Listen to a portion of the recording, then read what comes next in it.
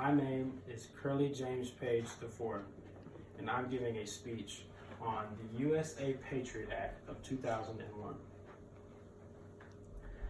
Did you know the Patriot Act was once called the Anti-Terrorism Act of 2001?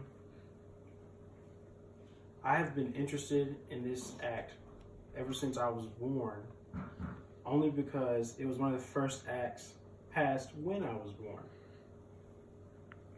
It was passed due to certain circumstances, and it might have been passed too hastily.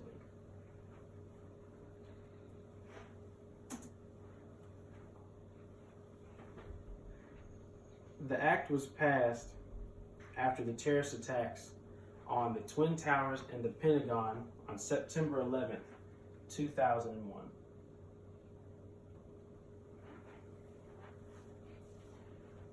It was signed into effect on October 26th, 2001.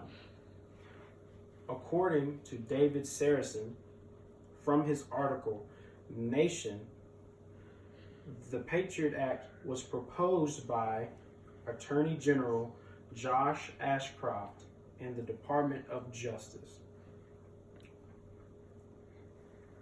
The USA Patriot Act expanded the power of law enforcement to intercept and obstruct terrorism at its roots. It also established higher airport security due to the attacks being made by plane on September 11th, and established the TSA.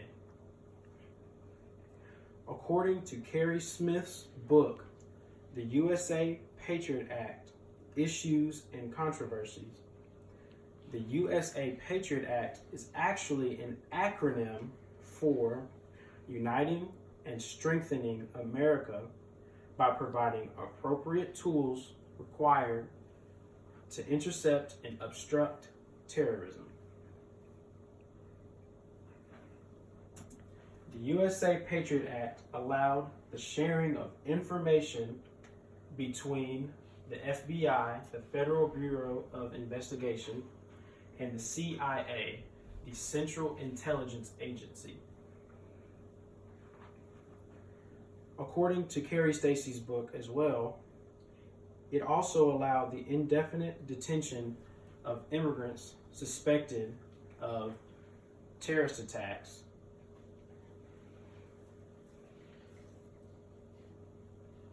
The USA Patriot Act was very controversial due to the invasiveness of some of its policies.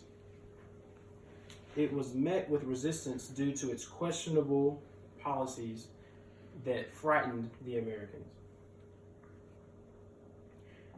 It allowed info to be taken without permission by government agencies that were now able to share this info amongst each other when normally that would not be allowed. According to the Columbia Exchange Encyclopedia, it allowed the mass collection of phone records across the U.S. from companies like Verizon, T-Mobile, and AT&T in order to locate terrorists and listen to their conversations and find out where they might be. Also, according to Kerry Stacy, it allowed roving wiretaps. And if you don't know what a wiretap is, that is when they tap into the phone line and listen to a conversation. And normally, it was only able to be done on one phone line in particular. But now, with the roving wiretaps policy in the USA Patriot Act, the government agencies could follow the person phone to phone in order to listen to conversations, and that put people who were not involved in the acts in jeopardy and jeopardized their privacy. The act made its way through even with very much resistance from the U.S. people. It was made to increase protection for the U.S. at a frightening time after the September 11th attacks.